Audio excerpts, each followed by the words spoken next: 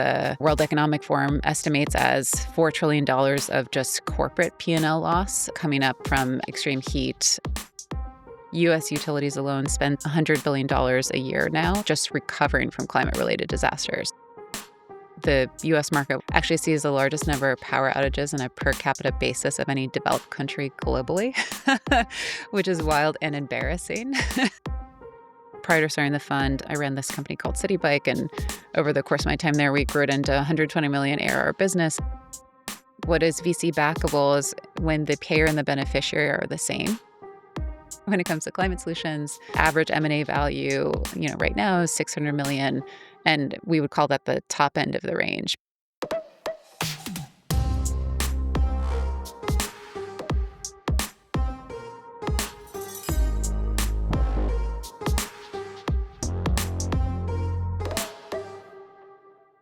Laura, welcome to the show. Thank you so much for taking the time, and also thank you to Pale Blue Dot and The Drop for having us during this time. Today, I'd love to dive into a lot of topics. I think partly I want to talk about adaptation versus mitigation, cities, the large problem that there is in cities as well, but why also it's a large opportunity. I think I want to talk about urban adaptation startups and, who's winning, who's not, and which is investable and which is not. Talking about how to think about risk, scale, and time horizon when investing in the built environment. And then a contrarian playbook that you have, which is for avoiding FOMO as a VC. Does that sound like a good agenda to you? That sounds wonderful. Yeah, thanks so much for having me here. And thanks to Hempus, Heidi, and the Pale Blue Dot team for both gathering us for the drop and connecting us. This episode is brought to you by Accelerating Impact, a non-profit that drives impact finance by running free accelerator program to support emerging impact managers. By joining them, you will get coaching, training, financial support, and access to a strong community of emerging managers. Sign up at the link in the description, and thank you to Accelerating Impact for supporting this episode. Well, maybe let's start with the big picture. When you look at the climate crisis, why do cities matter so much? And, what convinced you that they deserved an entire fund dedicated to it, right? Yeah. I mean, I think just to start with the facts, half of humanity lives in cities, 70% of emissions come from cities. And so they are the locuses that we really need to solve for when we think about solving for climate-related issues. They also, so climate crisis, then they also happen to be the centers of finance and industry, right? And so when you think about investable opportunities and the ability to really move that needle, they're also locuses for that. And my co-founder, Sonnen, and I have spent our full careers focused on this intersection of cities and climate. And so we're not scared by, local government permitting cycles and all of those aspects of what it really means to invest in things that change an urban form. I think that said, we invest, if helpful to give a little bit of context on street life, we invest as we, say at the intersection of cities and climate. But we're investing early, so pre-seed, seed, where the go-to-market is B2B. And I'm happy to talk about different roles of businesses and government in solving these massive challenges. But that means that we're investing in those industries, right? So mobility and logistics, buildings, energy, waste and water, and then adaptation as well. And there's so many aspects of adaptation I'm excited to go into. For sure. And I think maybe you mentioned something already interesting, which is the government aspects. When I think about adapting city to the world that we will live in the future, or at least like we're already living in for certain cities, right? With extreme heat and all sorts of problems. I kind of sometimes wonder if it's not the government role to adapt to cities, right? Like usually it has been in the past. I mean, there's some private investment, of course, but government have a huge role to play. How do you position yourself within that ecosystem as a VC? Yeah. And happy to talk about it broadly too, but I think specifically in the adaptation point, you're right. Government typically has been the group that has supported that adaptation, which has in the past largely looked like building large hard infrastructure seawalls, right? And it's one of the reasons why when you look from 2013 to 2023, technologies and private market capital coming to help mitigation and decarbonization strategies increase something like 13x, and then private capital coming to help with adaptation related technologies increase only 2x. But we're now living in a world that's very different, unfortunately, right? Rising hard costs related disasters and increased 500% just in the last few years. We're looking at something that the World Economic Forum estimates as $4 trillion of just corporate P&L loss coming up from adaptation, extreme weather, namely extreme heat, too much, too little water, And right? what does that look like in practice for companies? Like, why are they losing quote unquote money on P&L due to adaptation scenarios? Yeah, one of the big areas that we're most interested by that's driving a lot of that is the hard asset loss, right? So companies invest sizable CapEx, capital expenses for folks who are less in the weeds of P&L and balance sheet conversations. And when they're investing that money, they're making a bet that the useful life of that asset is 10 years, 15 years, because then they depreciate that asset on their books. They take as an expense, right? They slowly write down their balance sheet. And it has huge impacts for how they think about monetization of those projects, how they balance out, are they investable or not?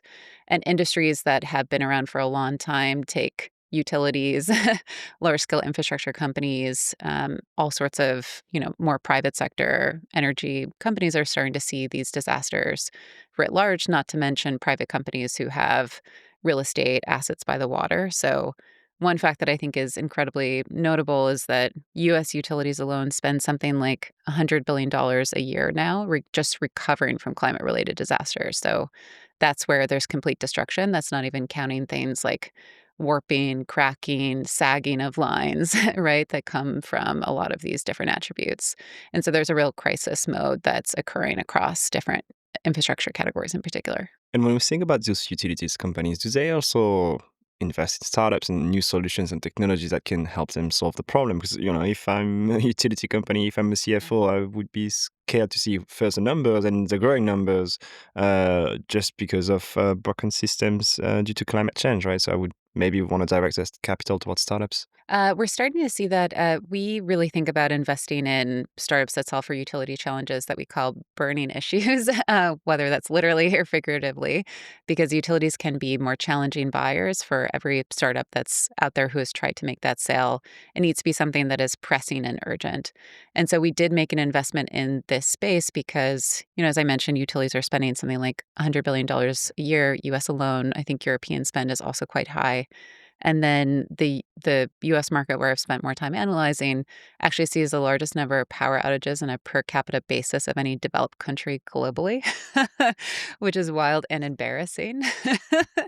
I'm laughing about it and then also like horrified about that same attribute. And that means that they are scrambling for what that solution would be. So I've talked to utilities who have set up year-long sprints internally to try to have their teams analyze this problem.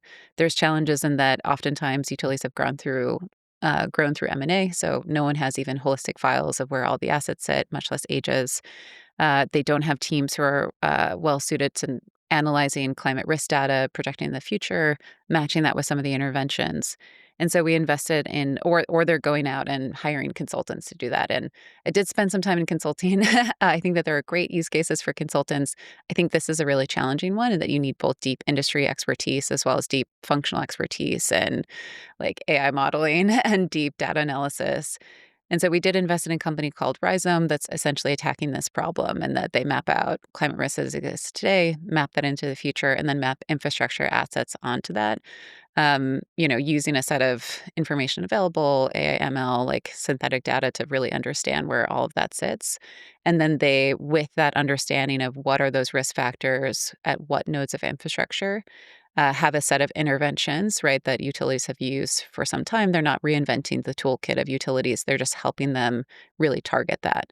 And so the back end of that has a business intelligence layer that says, okay, if you're going to fortify this substation or upgrade these lines or these poles, here's how much it's going to cost. Here are the kind of priority regions based on the likely climate disasters. Here's the cost of doing that work. And here's the comparative weighted likely cost of a climate disaster occurring. That's very interesting because if we think about this company, for you, it's quite an asset-light company. It's a software Yeah. company in the Yeah. end, right? Um, which is interesting because I wonder how much do you think within your fund you will invest in hardware-heavy companies Yeah. Because when I think about solving for some of these problems, it's like we need to install, I don't know, like cooling panels or whatever that is, like, Totally. which is a bit more hardware heavy. So what's your take on that? Yeah, so when we think about adaptation broadly as, a category that we care about as a fund quite a bit and have had that as a big part of our fund thesis, we think about it as three main categories. So there's both decision enablement and intelligence, in which I would categorize Rhizome, right? And that there are these massive infrastructure, CapEx problems, operating OpEx problems that are on the table that people don't know how to deal with. And so in those cases, software that helps people understand the physical built world in a different way can be really critical. And then the second category are what are the physical and natural interventions that can be done. And so hardware, material science, nature-based solutions, a whole category there that are really getting to your point of, okay, now we know this. What do we go and do about it? Once we know it, there might be a set of existing tools that work really well, but there's probably a lot that we need to innovate on. And then third category is what are the kind of insurance and finance kind of attributes that we need to be understanding both to help fund those things in category two, so larger kind of CapEx investments, kind of operating funds, or help insurers understand how to change that, right? And there's oftentimes interaction between those two things. So in order to get insurance, oftentimes you have to upgrade properties or upgrade assets, right, to the reality of the world that we live in. When we think about these three layers or these three buckets, I guess, Yeah. is it like a VC match across all those three categories, or do you think there are a different type of capital that should go to each of those categories? I think the first one on decision enablement, that's, you know, SaaS, Yeah. right? Those are SaaS services. I think VCs are well suited, understand that world quite well. The second bucket of these physical interventions, I think, is a mix. And so that's where being really cognizant of the capital stack is important. So, one of the things that we think about a lot as a fund, my background is as an operator. My co founder worked in government a lot. And we really think about what are the right resources to bring to a company and making sure that founders understand best uses of equity, debt capital, grant capital to really build their businesses as these long-term foundational models and not force feed equity, which we've seen, a lot of investors do. And so, a small example of that one recent investment that we've made in that space is in a company called Estia, which helps on extreme heat, which I'm excited to talk about more broadly. What do they do? Let's explain briefly what they do, because I think they might not Yeah. be so well known. Yeah. So they there's this massive problem. We were talking earlier about what are some of the impacts of adaptation on kind of corporate P&L. So we talked a little bit about asset loss. Another big area is losses in worker productivity. And so above certain degrees of heat, say 90 degrees Fahrenheit, Celsius translation, I'm not sure. But above 90 degrees Fahrenheit, you see about a 50% productivity loss. And you're starting to see 30% plus even in the 80s in Fahrenheit terms. And so we are currently looking at a world where most regions of the world, Europe and the US, are going to be seeing 30 plus days more per year of 90-degree temperatures. There are parts of Texas that are going to see 60 days more of these kinds of temperatures. And I've been interested in this problem in general, and that, prior to starting the fund, I ran a 1,000-person organization, and we had lots of field workers out in the field. And on really hot days, it'd be 45 minutes on, 15 minutes off, water, shade, cooling. And this problem started coming up. One of the things we do a lot as a fund is talk to buyers. So in conversations with construction firms, logistics firms, for the first time ever, I heard people mentioning extreme heat and mentioning crazy things that they were doing to solve for it, like big construction sites bringing 500 box fans on site to just try to keep workers cool during these periods of time. And so ended up going deep on what are some of the wearables that can work for these kinds of segments that you have big kind of B2B buyers, but can also have really interesting mass market applications in the future. And it's really interesting because there's so many different ways to solve for this challenge. There's people who have done, interesting phase change materials, they're called, where you put them on frozen or cold, but they only last a couple hours. They can feel quite uncomfortable. There's things that create a perceived cooling effect, but not an actual body cooling effect, like thermoelectric plates. That actually works really well for things like menopause, right? So, like Ember Wave is one example of a company in that space, but it'd be really dangerous if you put that on someone who is Mm. being exposed to true heat. And looked at 7 or 8 different categories, and one of those categories is evaporative cooling. And evaporative cooling essentially acts like a second sweat layer when you think about technology wise.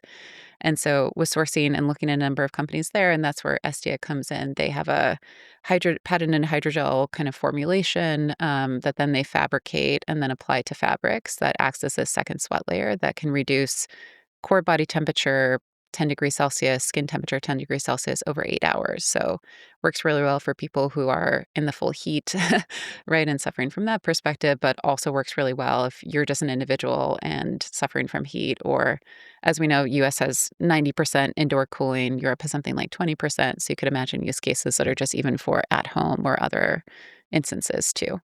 Interesting. And just to confirm, so that's 32 degrees Yeah, in okay. Celsius. Thank you for calculating. Um, when we think about some of these problems, you mentioned, for example, a construction site where they put 5,000 fans. 500 though, they might 500 or 500, okay.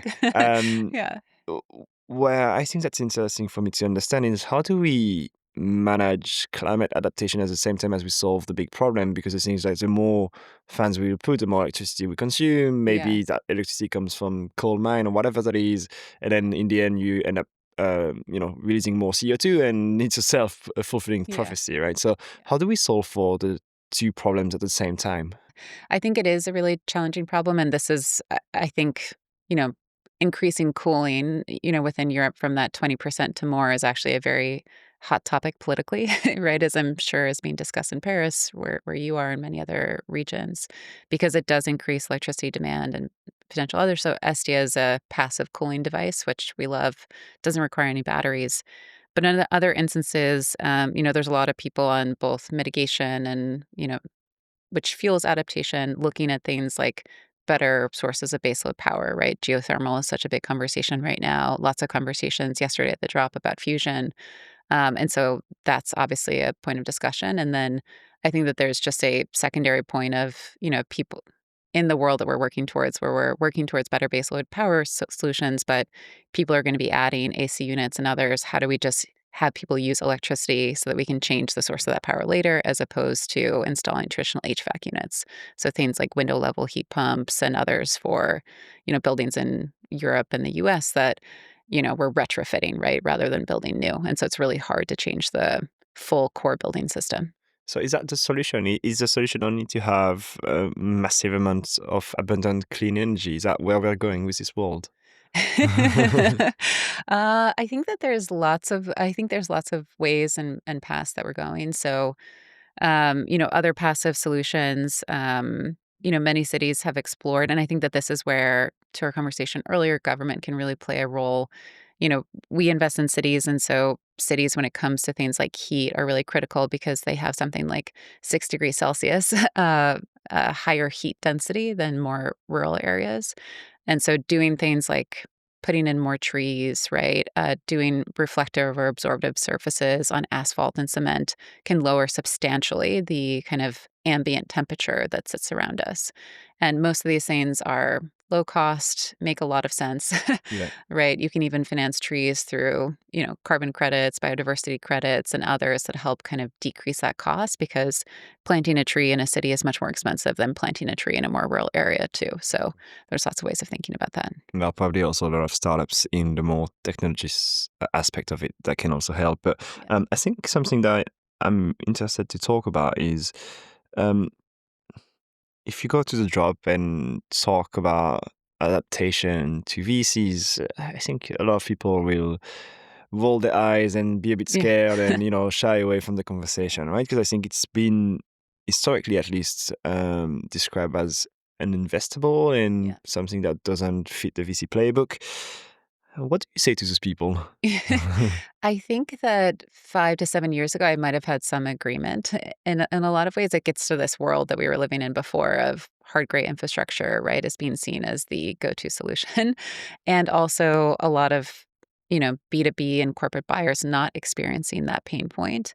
And now people want to buy more solutions. I think that actually water is a fascinating part of the adaptation story, right? Where we are in a world where 3 to 4 years from now, we're going to have about 40% more demand for water than supply, which is a scary thing to say. And so in Europe and in the US, it's hard to take a model like Singapore where you're doing gray water for the entirety of the country. But there are specific buyers of water for whom it's really critical to their processes. So I think that we'll start to see much more water reuse and innovation on industrial sites, agricultural sites, and others, right? Where now all of a sudden, in the past world where we couldn't find a way to reuse water or create more water through desalination and other mechanisms in a way that met the hyper low costs that we charge for water, we are approaching an area and are already in a world where it makes a lot of sense to be reusing water because you just don't have enough of it, right? If you're data center, if you're producing industrial goods, you need water, if you're in agriculture. And so I think that there are lots of use cases with just that as being one example, the kind of asset loss and asset concerns being another. And so I won't paint a broad brush and say that every type of adaptation solution is now VC backable and VC investable. And I think in general, that's a wrong message to send to an entrepreneur that you're only an entrepreneur if you get VC money. I think there's lots of challenges to solve that are not VC backable and can be incredible businesses. But there are more and more technologies and others emerging in that way. And software, hardware, material science solutions, and others are great VC categories and have been for a long time. And are you also looking with the fund in the global south? Because I would imagine they're probably like 5 to 10 years ahead of us in terms of like the effect of climate change already. So they probably also are thinking a bit more about the solutions. Because when we think about water, for example, it's Yeah. it's in the global north. We just had a glass of water, which is super easy. Yeah. You go and you fill it in, and that's it. Water is available, right? In the global south, it's a bit different. Do you also see solutions emerging from the global south? Definitely. We, as a fund today, focus on developed market economies just because Hmm. we're a fund one. You have to kind of cap your focus to some degree, but want to be focused more on global south and emerging markets. Both my co-founder and I have experience working in those contexts. And from an urbanization perspective, it's incredibly critical and important because that's where we're seeing the largest number of people moving to cities. And so that will be a fund two, probably area of concern and, hiring team members in some of those regions. But we have looked at a number of technologies that can be applied in both developed and developing market use cases. So I think we're seeing, we were just talking about water, a lot of atmospheric water discussions occurring, right? Where you're taking water from the atmosphere, converting it, as productively as possible to clean, drinkable water, which I'd worked in Bangladesh in the past. There's huge NGOs who have tried to solve this problem for a long time, and fractionalizing it and making it really affordable can be a great value prop to residents and countries in general. When we think about adaptation and investing, right, in adaptation more specifically, um, I think I'd be curious to hear your story about how you raised the fund, but probably some of the questions you've received from the investors is, what are the success stories that you've seen in the past, or are there any success stories? Mhm. Um, what are you seeing in the market? Like, what are the case studies, the great startups that have emerged, be it startups that you've invested in or not, that would also convince an LP that this is the right market to go in as well? Yeah.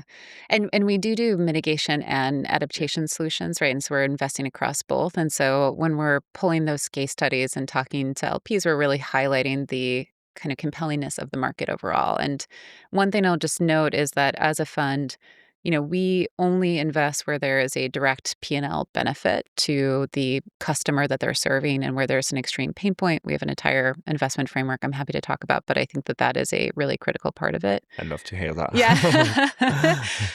Especially, especially in these times, I think Europe has a more stable kind of regulatory framework. The US has always had a more turbulent regulatory framework. We, from having worked in this space for a long time, are never going to underwrite anything that has a federal incentive to make the business model work or a state incentive or anything like that. We're really looking for it to kind of work from a business perspective. And I have a very funny anecdote from, prior to starting the fund, I ran this company called Citi Bike, and over the course of my time there, we grew it into 120 million ARR business. And one of the things that we were looking at was how do we supercharge growth, both from introducing new products, but especially just really understanding the reasons why people are riding a bike. And after walking, riding a bike, best thing you can do for the environment. And as part of the qualitative and quantitative, interview process, we're asking about tons of different attributes. And it'll probably surprise or not surprise anyone that, riding a bike is good for the environment was probably number 15 on the list of things that people found important. Maybe they felt good about it later or felt good when we sent them stats at the end of the year of emissions saved. But the real reason why people are riding is save them time, save them money, right? Got them there faster. Mental health, physical health, a number of other attributes, felt like they were doing something good for their city, even came before climate, right? And so people are not making decisions based on something being good for the environment. And so I think we as investors, are one of the most important functions that we can have is finding these really critical business problems to solve and doing it in a way that embeds climate solutions at the same time while saving people money or increasing value, right? And whether that's like being a sneaky climate person or not, I think that's critical. And that's what LPs are asking for, right? There are segments of the market that, are only seeking, you know, impact and see kind of returns as, a bad thing. But the majority of the market is seeking market rate returns with impact embedded at the core, which is what we've structured the fund to do.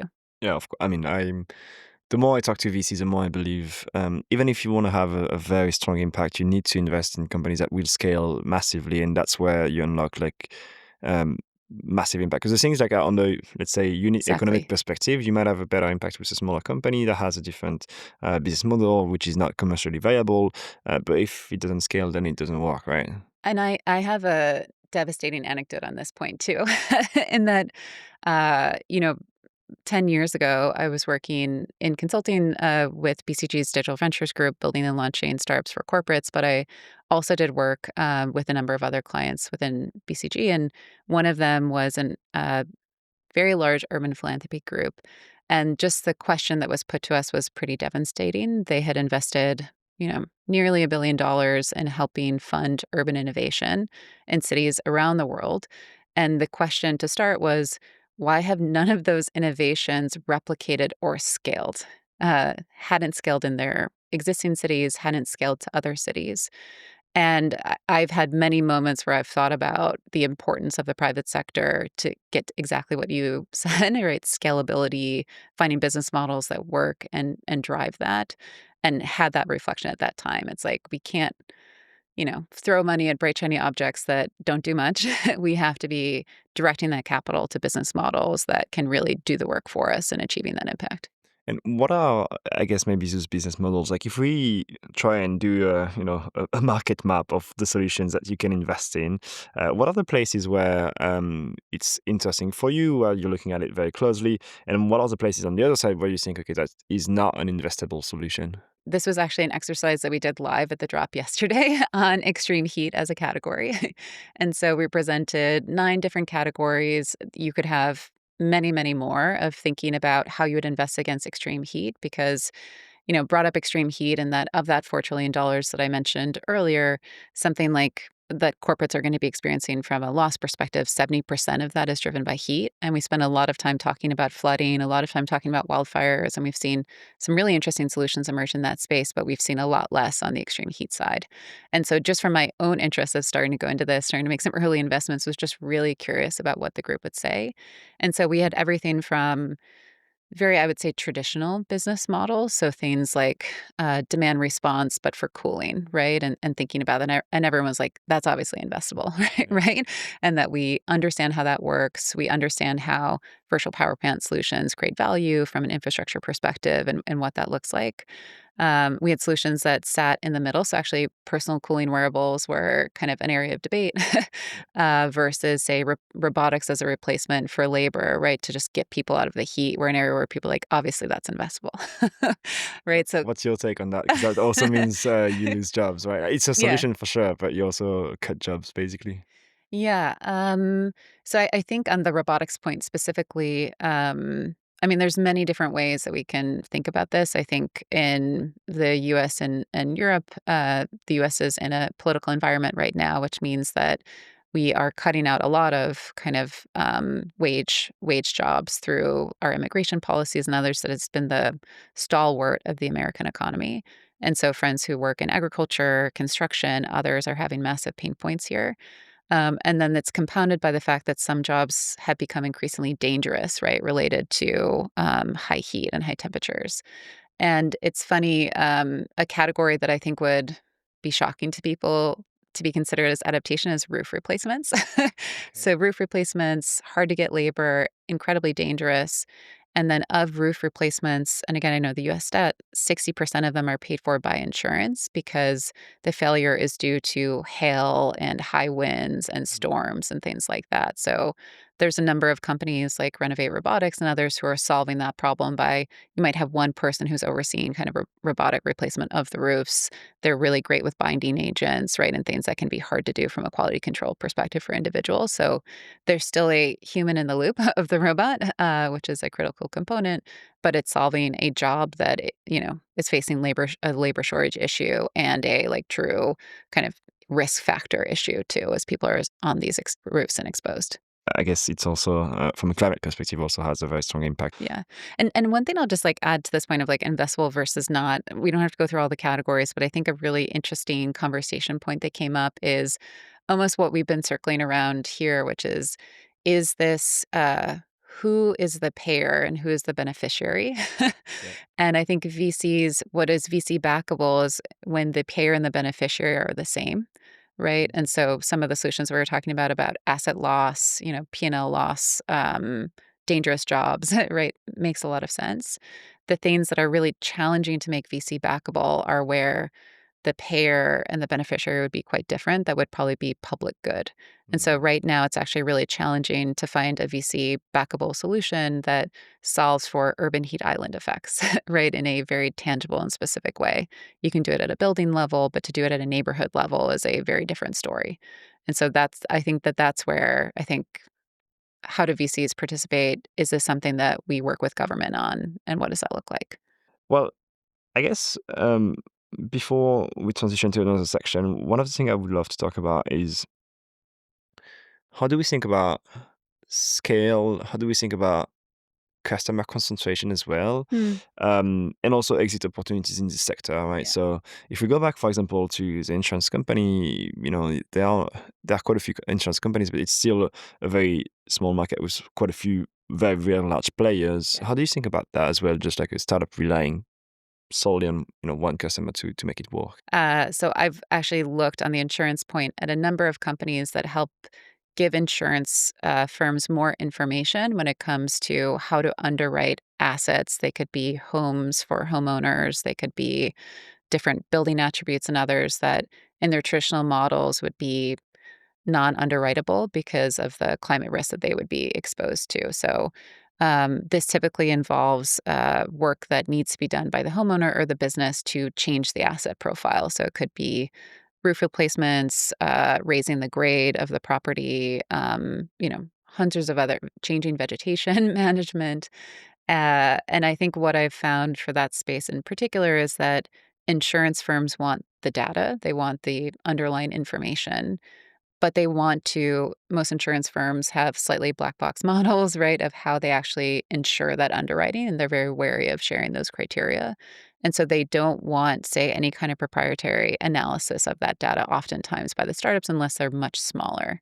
And so you would say, okay, collecting data, you know, a lot of people are looking at satellite, but that you get within 3 meters or so is highest resolution. You can deploy drones, which can get you millimeters of resolution, but is that a defensible business and does it have a moat? I don't know. Like, to me, it feels very fungible, right? Because especially if you as a startup don't want to be owning a fleet of drones, which makes sense, that's a very different kind of business model. And the buyer doesn't want your analysis on it because they have their own analysis, even if we might disagree. And the entire insurance industry is going through this major upheaval, right? Because in insurance, like the insurance side of the business is losing money. The asset management side of the business is what's like keeping those companies afloat at the moment. So like that's an example where I think it's really critical and important. I'm really interested, but have been struggling to find what is the moat business Yeah. that solves for that. I think one company that has gone about this in a different way is someone like Stand Insurance, where they're essentially collecting that information, but they went out and raised a balance sheet to become an MGA, right? So an insurance like product. And so they can set the terms, they're providing the data themselves, they can set their own underwriting criteria, right? Which is a typically some, VCs might look at that and say, wow, that's a challenging business model because not only you're raising venture money, now you have to go out and raise balance sheet capital, but it's more defensible, right? So I think that there's instances where you can make a more challenging business model, but long-term more viability. Versus I think that other customers, like, maybe an example that we talked about before, when we were first looking at Rhizome, for example, you could apply, and Rhizome's the company that maps out climate risk, projects in the future, maps infrastructure assets onto it. Their first go-to-market is with utility companies, right? And so they're doing great. They've signed great contracts. They just raised a really great seed round. And there's a world in which, when we were looking at them, they could only expand to utility companies, and that has an exit profile of X. And then there's a world where they expand to other infrastructure categories that also have this need, right? And that has a potential exit opportunity of Y. And we essentially, in kind of doing our back of the envelope kind of math on that and what that would look like, and different benchmarks of acquisition values, became comfortable with the range, right? Where in our fund model and the way that we underwrite deals, not everything needs to be a $1 billion exit. And in fact, we don't plan on that because that's not the market and the world that we live in, right? When it comes to climate solutions, average M&A value, right now is 600 million. And we would call that the top end of the range because so many kind of, mergers, acquisitions go unreported, right? And so it's probably just the best ones that are getting told about. And so we found that, exiting to, building within utility only or adding these additional infrastructure categories fit within the model, right? So maybe it's second, third base hit if it's just utilities, and maybe it's much more, right, if they expand other categories. But we're supportive of the company, whichever direction they go.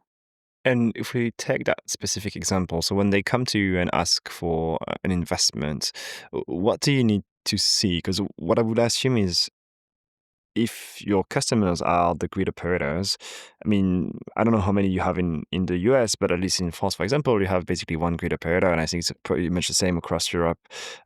Every country has its own, meaning that you basically have one customer from the get-go, which is like either you can get them to buy your product, and if not, you basically don't have a business. So, like, how do you think about that?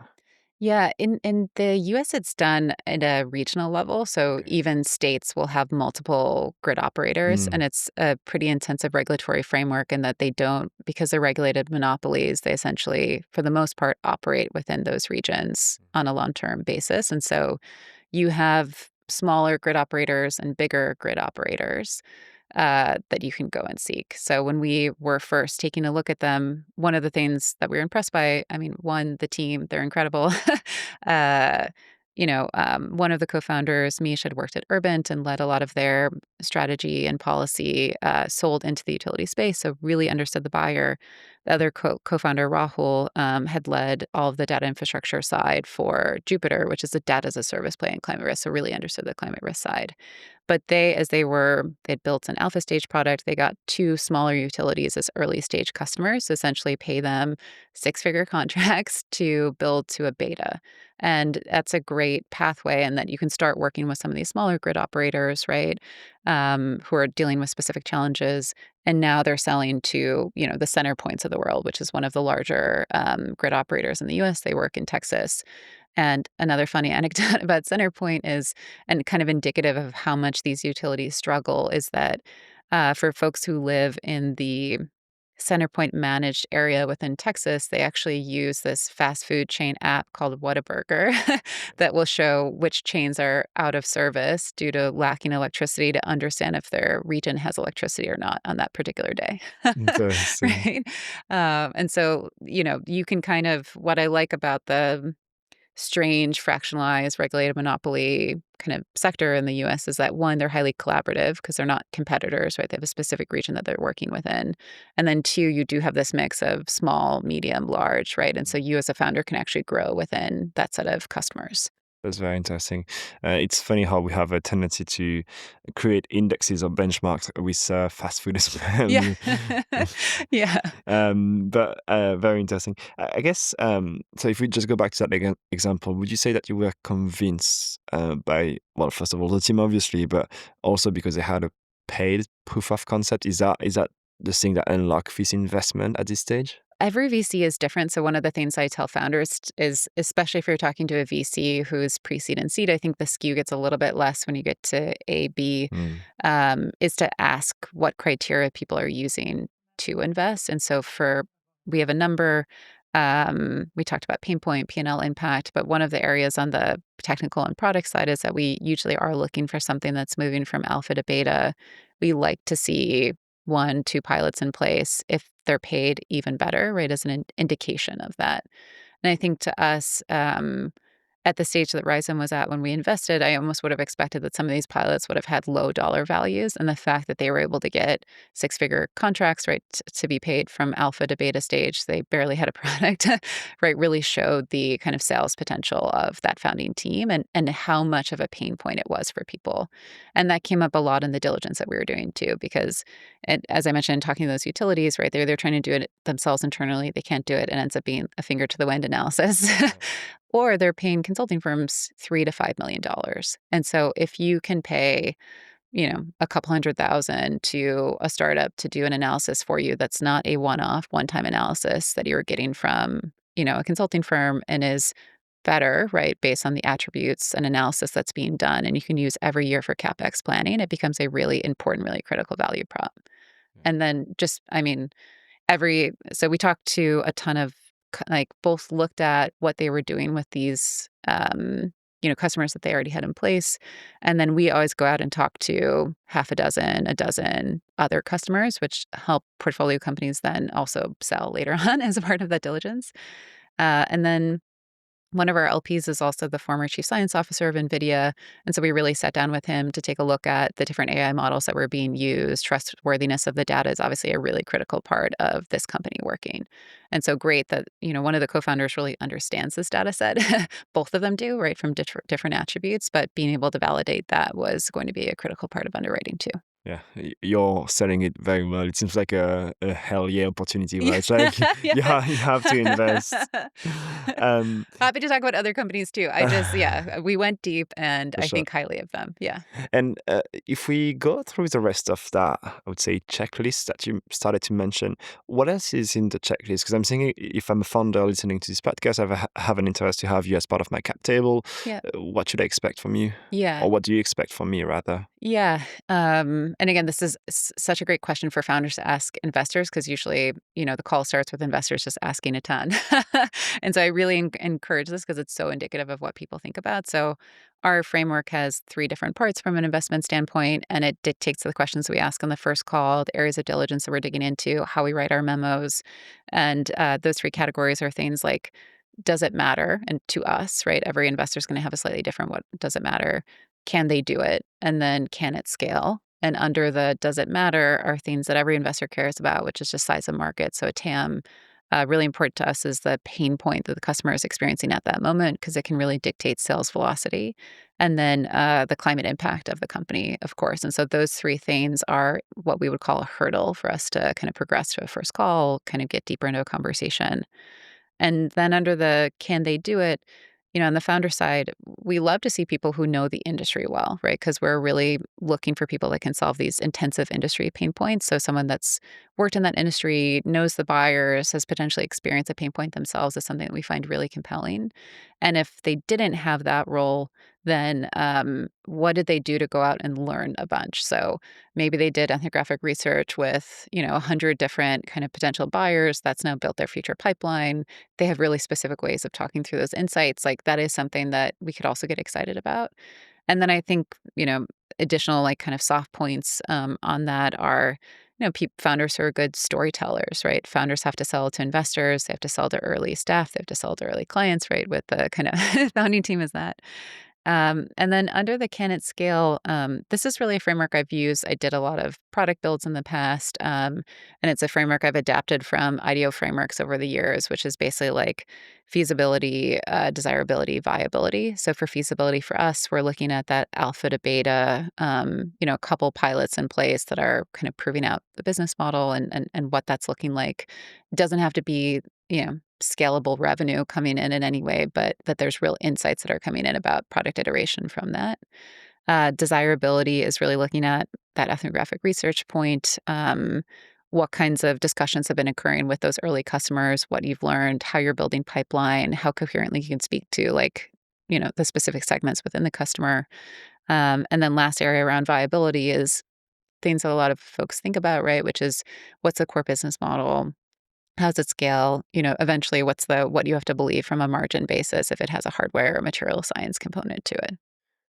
I love the framework because I think it shows how thoughtful you are about the investments. But look, we're getting towards the end of this episode. We're actually a little late, so I hope you didn't have a meeting after. Um, Something else you mentioned, and I think that's where I'm not leading the interview anymore because I have no clue what you're talking about. But is anti-FOMO VC? Yeah. Describe it for me. I say that in some ways just about the industries that we invest in, like built environment, 40% plus of emissions globally, but get less than 8% of capital, right, from venture adaptation, which we were just talking about. Huge pain point, right? All of the corporate asset loss, all the disasters that we were mentioning, but tend to get there's differing estimates, but 3 to 5% of private capital. And so, both in the sectors that we're interested in, I would say we're differentiated. And then, from a FOMO perspective, we do like to get to know companies. So we're not someone who, if you come to us, you're like, the round is closing in 3 days. This is such a hot deal. It's probably not going to be a fit for us because, not only do we have that kind of framework that I mentioned, we like to go out and talk to customers. That ends up being really helpful for the companies, long term in terms of sales potential. We like to dig into the technology itself. And we see part of that process as us committing ourselves to the company too. So we help on everything from business development. We've worked in these sectors our entire careers. We're doing kind of specific outreach for those companies, regulations. As I mentioned, my co-founder spent most of her career in government, so really understands the permitting landscape, how to deal with these like very fractured relationships, business model and operations. So how do you actually get in there? Like, I like to tell founders, I'm happy to be your Rolodex. I think every VC should, but what I really love is the things that keep you up at night. So if you're struggling to set revenue operations, if you're hiring a role you've never hired for before, I probably hired them. Like, I'm happy to be the last round of interviews. If you're starting to build out your operations stack, like all that stuff I love. And then the last area is this capital stack point that we were talking about earlier too, of how to think about sourcing that, what's the list of people, how we can connect. And so we really see ourselves as signing up for commitment too. So we're not going to be like FOMO driven, write you a check, never show up to anything. We're going to be a partner along for the ride and, care about these sectors from a long term perspective. And also, it shows, I guess, that you have a thesis and that you will likely stick to it unless things change dramatically. But at least it's not like you're opportunistic and jumping to the next great opportunity, right? Right. And we're not, I guess we're the opposite of, there's a lot of conversation right now about tourist investors in climate who maybe got excited when the IRA came out. Maybe they invested in companies that required a lot of this federal funding, state level funding. We could look at similar trends in Europe too. And yes, we care about AI, of course, right? We were talking about Rhizome earlier, which of course uses those models. And we're really interested in how that supports solving climate issues, but we're not going to change the things that we've now spent, almost 20 years of our career solving from a sector expertise to say, like, I care about AI agnostic of any real problem that it's solving. Right. And so I think just that dedication and that like critical interest and belief and the like scalability, importance, and from both a financial and an impact opportunity in these spaces is what is going to keep us continuously aligned. Look, I think we are at the end of this episode. Is there something that we didn't cover that we should talk about?